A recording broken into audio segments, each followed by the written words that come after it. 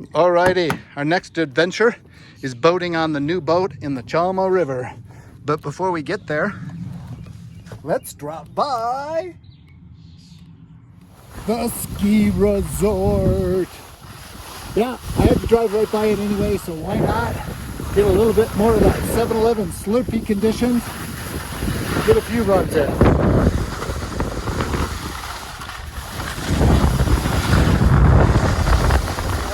Enough of that. Let's get back in the car. Head off to Salida. Here we are in Salida, Colorado. This is where the whole gang is going to coagulate before we hit the river. But my intention this morning is going to be focused in here on all this crap that has to somehow fit in my boat. Clothes and food, helmet. So that's what I'm doing this morning. Obviously, I've already left home, so if it ain't in the car, I'm screwed, but it should be good. Antonitos. Lifting up. You have a is it are Anna and Rebecca taking care of? Yes. Okay. Somewhere down here, we're gonna camp for the night. Then tomorrow morning, we're gonna get all set up. Now, the weird thing about this river is that there is a big dam upstream. So at 12 noon tomorrow, they'll be releasing more water down the river. And so we're gonna wait till then to actually get on there and start our float. So time to set up camp.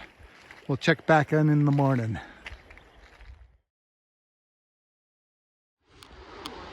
Okay, after a tremendous amount of faffing about, I'm about ready to stick all of this stuff into my brand new boat. I'm gonna put it on the other side of the screen door on my submarine, and then supposedly that's gonna work. So let's get at it. Okay, so they've let the water out from the dam. All these rafts were kind of stuck on rocks, and now they're floating free. As a matter of fact, a bunch of people floated down there. So we now have enough water to go downstream. All right, I've got it all blown up. I got stuff underneath my screen door, and I used the blow up bag, which worked tremendously well. So now these folks are gonna get on the river, head down that way. Yeah, this river must be, I don't know, at least a foot higher now that the water's been released from the dam.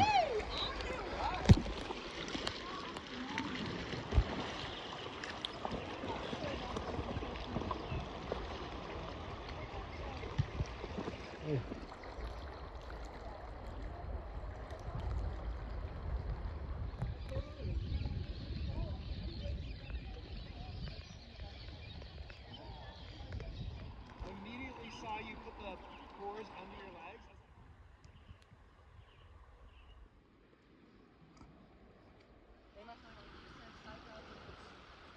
Don't say something about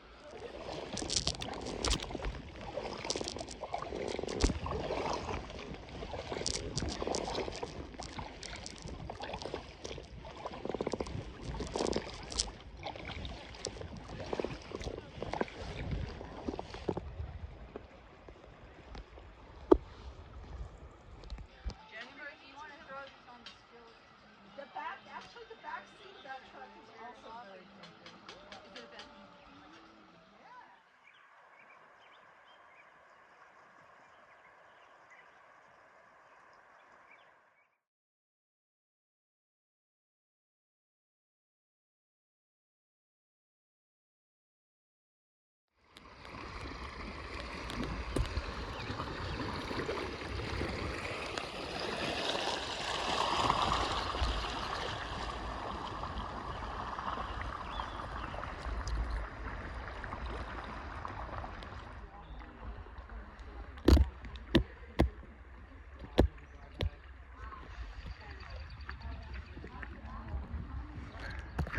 Day 2, had a good little float, and now we're off on a little side hike because we don't have very far to go. So we're gonna do lots of dilly-dallying. Here's the first exciting part. There's a few plenty of rocks stuck under the water, so we're taking a look and figuring out what our route through this will be.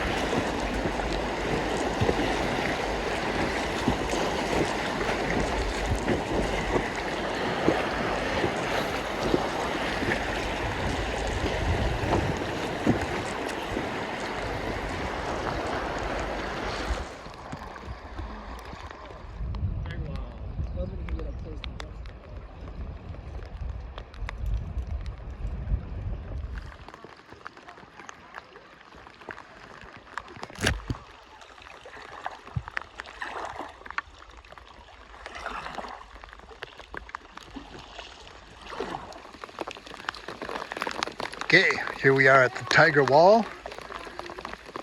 Got a tree growing up here, and it's pouring down rain. So now both ends of me can be wet simultaneously. Okay, so today is day 3. Yesterday felt like the first day of being fully immersed in the river world because, you know, I arrived at camp by the boat. I left by boat to come here. There were no cars or campgrounds or rangers checking if we had the proper supplies. It was just the humanity that we took with us in the great outdoors and this river. Now today we have a task. At 12 noon upstream, the dam will shut down the flow. Not entirely, but back to normal levels because it's been artificially up, at least according to the dam, which is a totally artificial construct, obviously. So that means we need to get to our next campsite before the water gets too low. Now, once we get to that campsite, the river is naturally deep enough so we'll be able to then do our final day and reconnect with cars and humanities and roads and all that kind of stuff, and, you know, Taco Bells and whatnot. But anyway, so we got to get packed up, get down to the next camp before the water gets too shallow. And we've been sitting there doing math and going, well, if the dam is this many miles away and the river flows at this much and they shut it off at 12, then how many hours do we got before the water shrinks back down and at least the larger boats in the group will start having trouble? And the answer is, we don't really know. So better pack up my tent, get on my way. Okay, here's a few thoughts now that I've been on this boat for 2 days. One is you got to figure out where to keep the stuff that you want access during the day. This Sea to Summit bag is completely worthless. This has soaked everything. I'm not sure if these patches will work now that they've been soggied. That's a little bit disappointed. The thing that really works is this zipper. Man, you put stuff in here and everything comes out of there bone dry. Absolutely fantastic. The other thing is this right here. 1.5 psi. What the hell does that mean? Anything else in the world that's 1.5 psi is completely flat. Does that mean this boat is supposed to be a mushy noodle? Look at other people's boats, they're pretty firm. Is that more or less than 1 psi? I guess before this trip I should have found a pump with a gauge and figured out how it actually feels when it's inflated properly. But that number is completely worthless. And I think, you know, what's more to the point, let me show you this, hold on.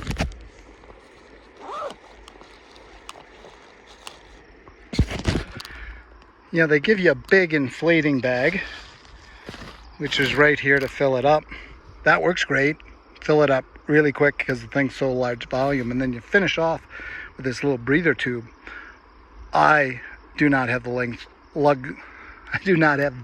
lung strength to blow this boat firm, regardless of what with this tube. So next trip I'm going to have to find some other solution to getting the boat actually firm.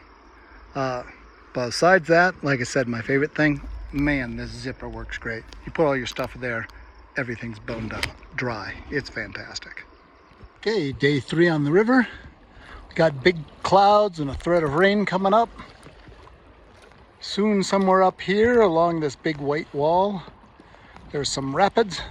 So stay tuned, let's see what happens.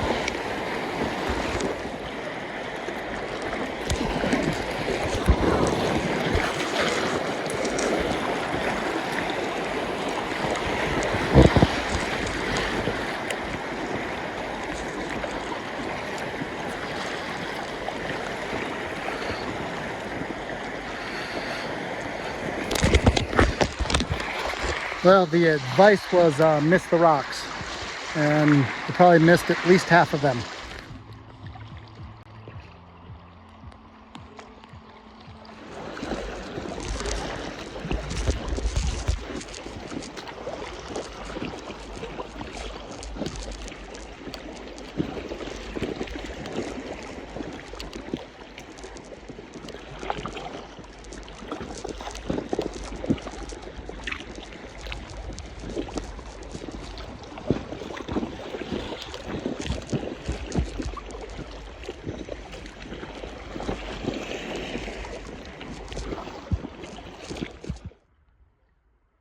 This is gorgeous. Yeah, this is incredible. All the different layers.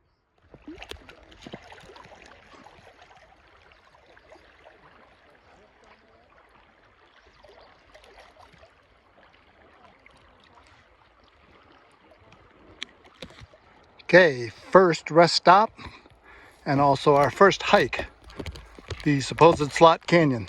So let's go and see what we find.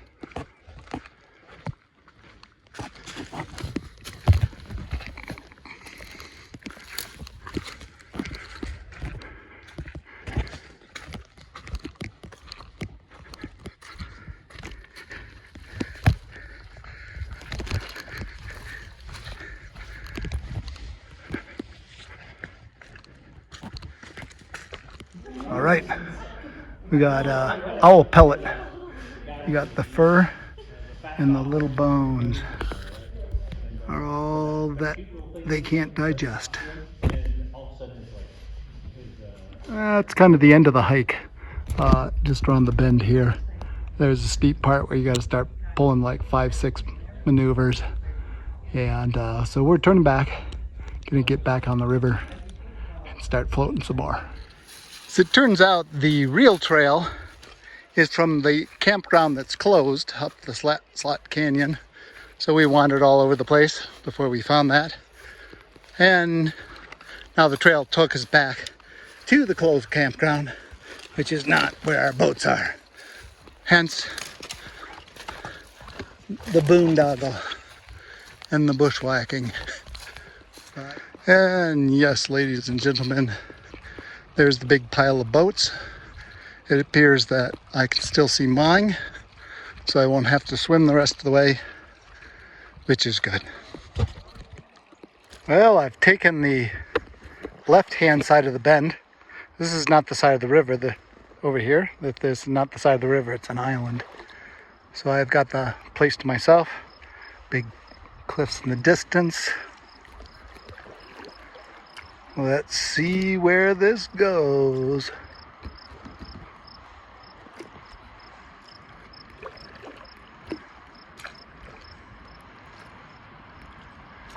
I think I got some sort of little fall before I return to the main flow.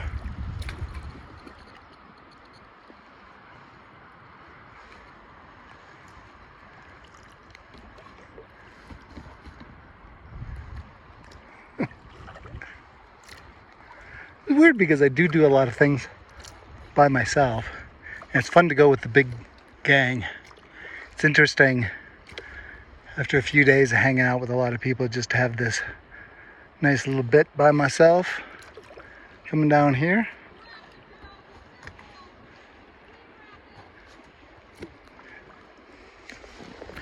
All right.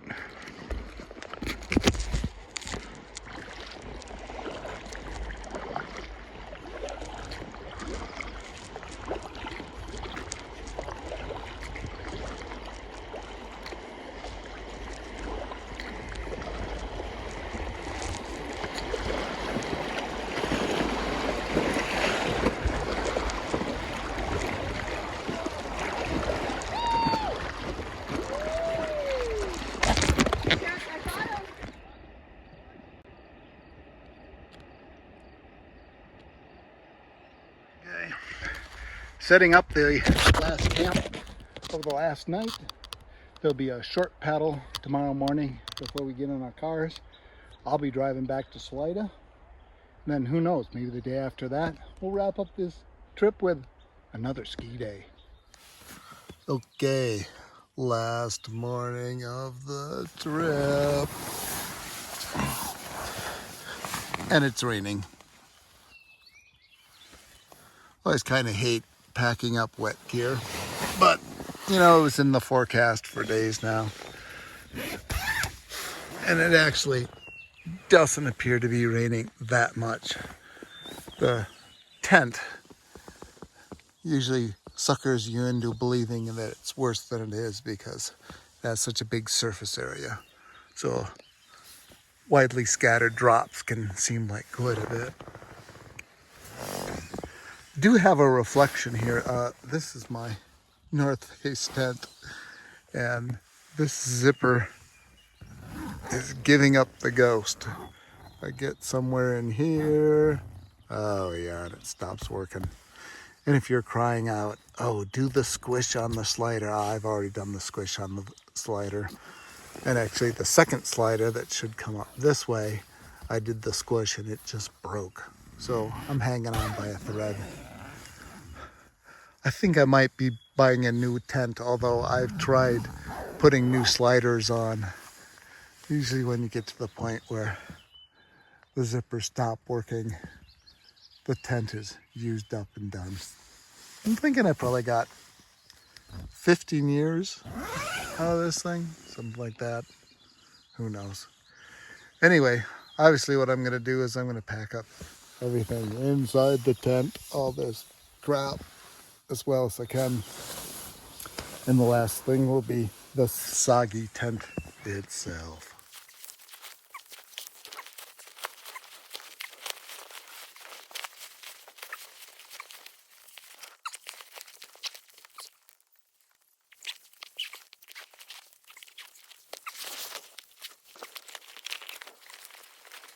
Day 4 and the final day, and we are off into the mist and the rain, head for the takeout.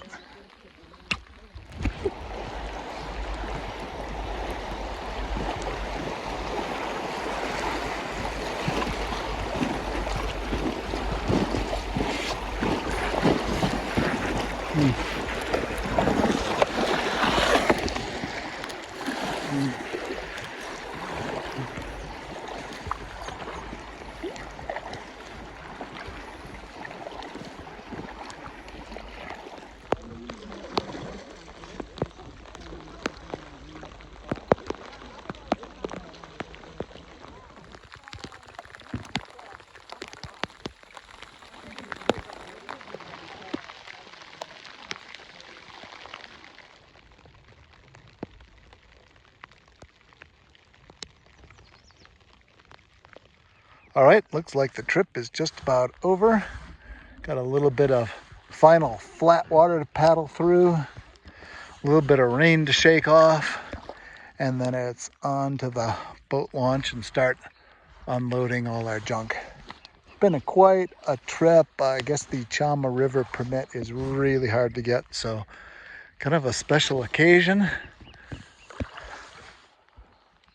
So what fun, huh? Absolutely gorgeous scenery. Anyway, the final bit of paddling before my hands fall off, and then we'll get out of the boat. Was I saying that we were about to pull out?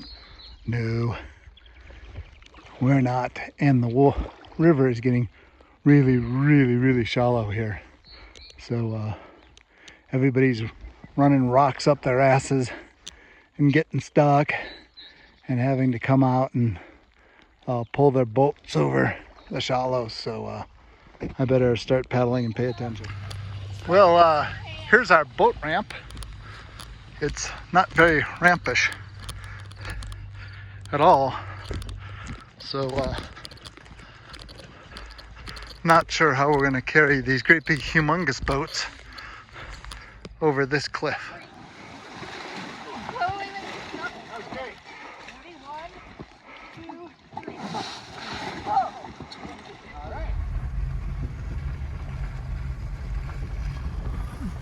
Someone died there. There was a cross. You must have some pretty good giant.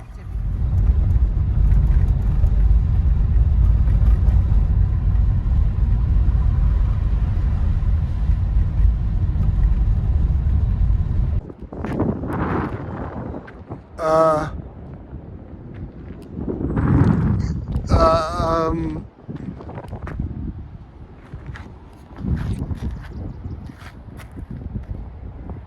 I guess my ski season is over.